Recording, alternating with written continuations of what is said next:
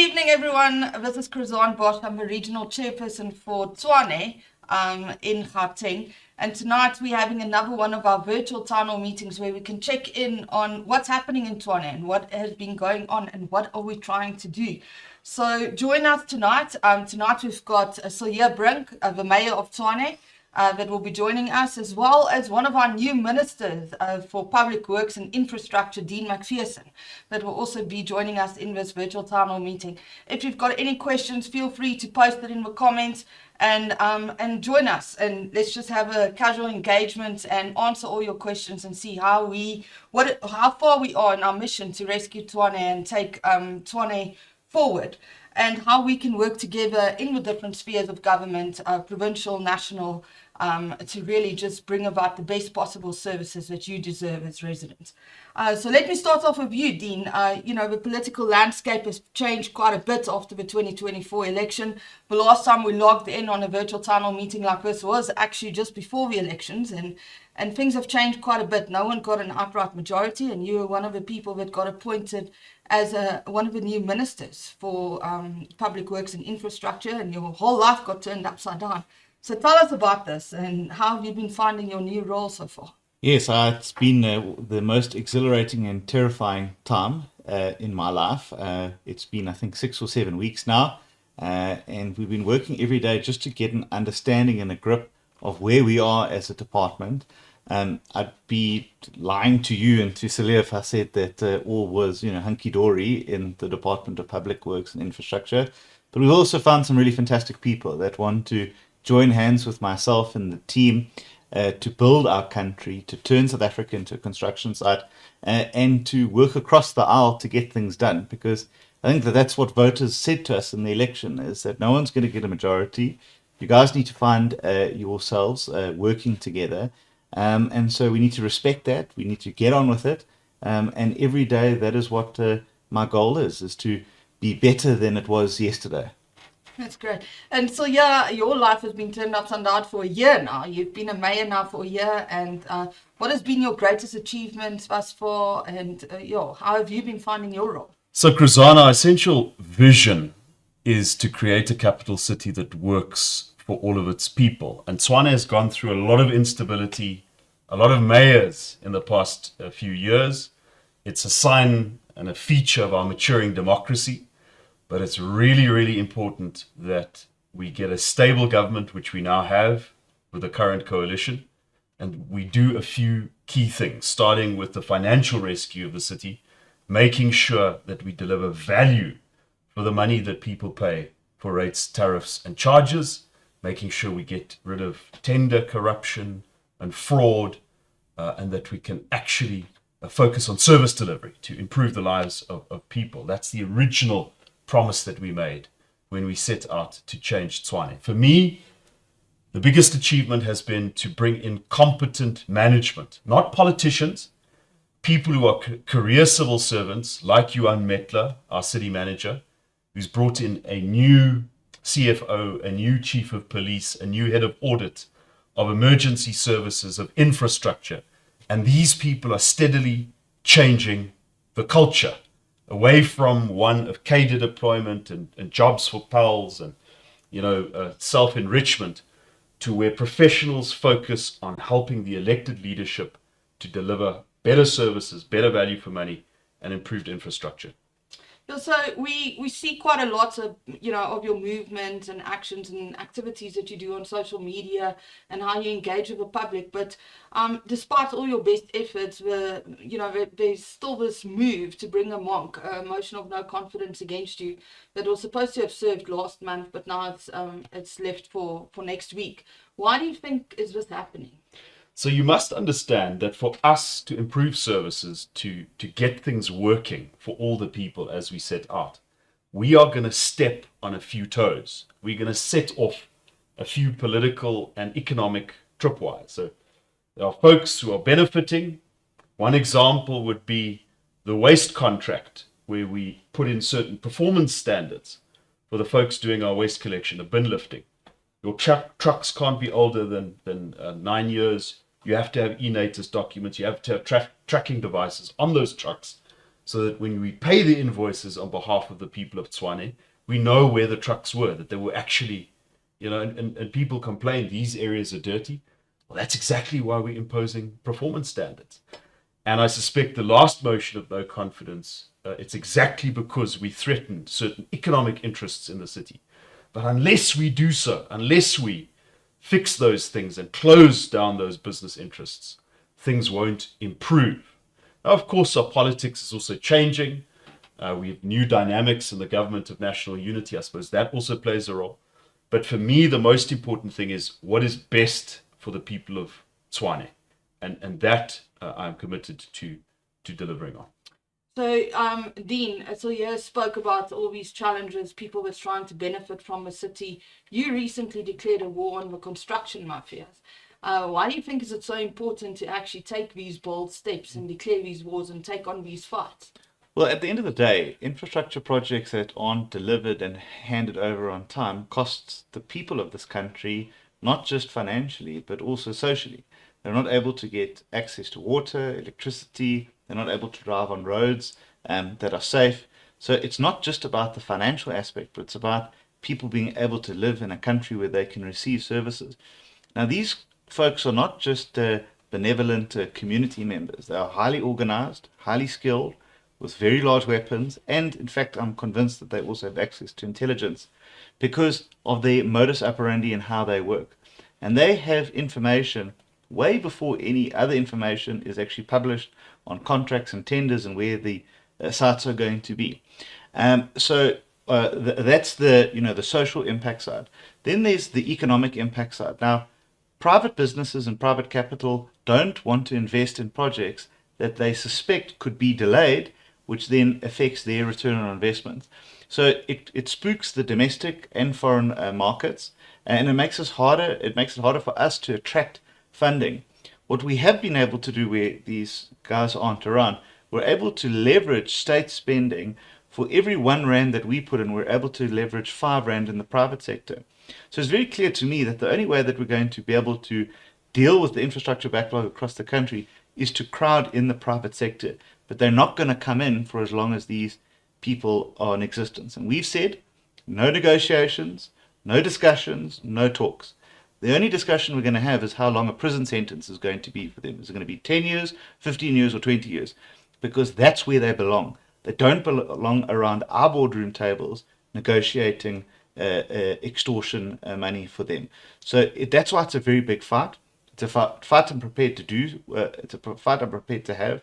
We've got to work together with local government, provincial government, Department of Police, intelligence services, so that we are moving in one coherent direction to fight back and take back our construction sites. So, we heard about the instability in local government that Cilliers also spoke about. What impact do you think the government of national unity will have on local governments and, the stability of governance and providing services to the people that they deserve on local government level? Well, I think we must be careful that we don't try and replicate and rush what we've done in national government and in KwaZulu-Natal, which I was very involved in, into local government. I think they are very different spheres with very different dynamics. I think that there's a lot more discussion that has to take place about how do we transition into stable local governments. And I think that for as long as we don't actually have legislation that regulates and legalizes these agreements that take place between political parties, it's always going to be unstable. But what we've said in the national government side is that we have a statement of intent that speaks to exactly what it is that we want to achieve. We're now currently in the medium-term development framework process, which will provide a 5-year plan for the country that takes into account all of our election manifestos, and then we will then work on that. But there's also a lot of work, I think, that needs to be done in the provincial side. I come from KwaZulu-Natal, where we have a government of provincial unity. It's a lot less smaller, but also a lot of demanding challenges around finances. There's no money in the education or healthcare sectors there. So it's a lot of hard work.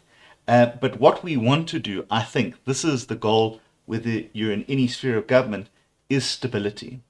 I think voters and the electorate and people living in South Africa are tired about the discussion about who gets what position. They just want to see services delivered at the end of the day. And that's why I think it would be a crying shame, Mayor, if anyone or any other political party or even any political party of your coalition thinks it's a good idea to remove you. And they'd actually pay the price for that. Now, what we've said, Chryson, is that actually the choice is becoming clearer and clearer. In national government, you have the choice between MK, EFF, and there's dynamics there, or you have a choice between a government of national unity that includes a strong DA. That same choice is going to play out for the voters in this by-election. Do they want to strengthen the DA's hand to be at the center of a coalition and to deliver, or do they want to vote for other political parties that are solely aimed at crashing the coalition to feed their own personal interests? So, shortly after Dean was announced as minister, I saw on your social media, so yeah, that the two of you already had your first engagement as to what he can do as a Minister for Public Works and Infrastructure to help you in Tshwane to achieve your mission. Do you want to elaborate a little bit and share some of that, or is it now top secret? No, not at all. And I think Dean hit that department like a whirlwind. Some officials had a bit of a culture shock in the way of working, and that's great because that's exactly what we need to change things. That's exactly the right approach. Public Works and Infrastructure is our biggest property owner in the Pretoria CBD. It also affects Arcadia, Colburn, where we're having this by-election. And it's really, really important to us as a city that we take hands with Public Works and say, what can we do together to revitalize the inner city, to make sure that as a city we meet our obligations towards them and they meet their obligations towards us. And there is very, very exciting prospects of collaboration. And I'm very, very glad for this new broom that is sweeping, including at the Telkom Towers, which is such a problem for us. But what I envision is an inner city where government is a major tenant, where it's safe and clean and pleasant for professionals, lawyers, judges, whatever, civil servants to go and have lunch and work and enjoy time with their families. It won't happen overnight, but we know what the success, the recipe for success in Cape Town was. It's a partnership between the city and property owners. And this particular property owner, the Minister of Public Works, it's going to be a very important part of that solution. Well, no, both of you are extremely busy and you had to find time to meet together here in this studio tonight. So just as we close off, what would be your final words to the residents of Tshwane as we approach the next 2 weeks? It might lead us into some uncertain times. Just in closing, what would you like to say to me?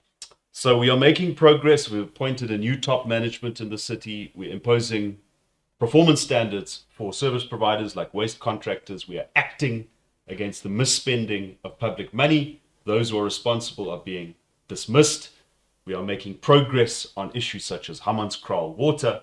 And slowly but surely, even in Colburn and Arcadia, we're improving public lighting and parks and verges. We are making progress, and we should be permitted the opportunity to finish our mission to build a capital city that works for all of its people. And Dean, now that you are spending a whole lot more time in Tshwane than what you've probably ever done in your life, what would you like to say to the residents of Tshwane and just in general to anyone who is watching us and your mission and just what we aim to achieve as part of a GNU? Well, the choice is actually very clear in this by-election. You're either voting to keep this man in office or you're voting for chaos and instability in Tshwane. That's actually what it comes down to. And some people might say, oh, that's a little bit too forward, Chryson, but that's the facts of what we're facing. And I know I would far rather have this man as the Mayor of Tshwane than have someone from another political party, because he's shown that it's about people first and not politicians. And that's very rare in politics. And so I would really ask that every person that is available to vote in this by-election votes for the DA so that you can keep Cilliers Brink as the Mayor of Tshwane, because it's going to make my life a lot easier to be able to work with a mayor like Cilliers, who wants to re-energize the inner city, who wants to work with us as the Department of Public Works to see handing over land, handing over buildings that can be used, working in collaboration, re-looking at the way that EPWP works. But we can only do that with people who actually put people first and not politicians. And that I am convinced he is 100% for. So please make sure you go out and vote on election day. Make sure that you vote for the DA. And let's keep Tshwane in the hands of a DA-led coalition. Now, just before I close off, I want to just abuse my anchor seat and ask you one question. There's always this judgment towards politicians saying we're driving around with blue lights and, VIP protection and ministerial houses and all sorts of stuff. And I saw that you have been clamping down on that. Do you want to maybe tell the voters a little bit about it? Yes, I have said that we're not going to be procuring any new houses or furniture for the executive. It's a pity there's not going to be a resident in Waterkloof or Lukasrand, but it's good for the South African taxpayers. Yeah, it is. And funny enough, I got another request. Said, no, we need to buy some more houses. And I said, no, you guys aren't listening to what I'm saying. But again, it's about putting people first. My luxury and my comfort shouldn't come at the expense of hard-working South Africans or South Africans that are desperate for a job. And I've said that we're going to make sure that every single cent of our department is used to turn South Africa into a construction site. Because if we can have infrastructure-led growth, our economy booms and people get jobs. That's my priority, not what comfort I have. And another same is for Cilliers and every other DA minister and deputy minister. We want to put the country first. We want to put our people first. Because if we can get our country working, that's the greatest gift that the DA can give to this country, and we are so committed to it. Well, thank you so much for both of you for joining me and taking some time out of your busy schedules. I'm not going to keep you much longer, but I just want to say to all the voters out there, let's support these two guys. Let's support Cilliers. As you heard, there's a by-election next week on the 28th of August in the Colburn area, and I would really like to encourage everyone that stays in the area to please go out and vote. There's a one-seat difference, basically, between the DA coalition and the coalition of a doomsday coalition inside Tshwane. So let's keep Cilliers in power, let's keep the DA coalition in power, and let's help them to continue making progress in Tshwane and rescue Tshwane and turn it around. So have a good night, everyone, and remember to post your comments, questions, and we will get back to you.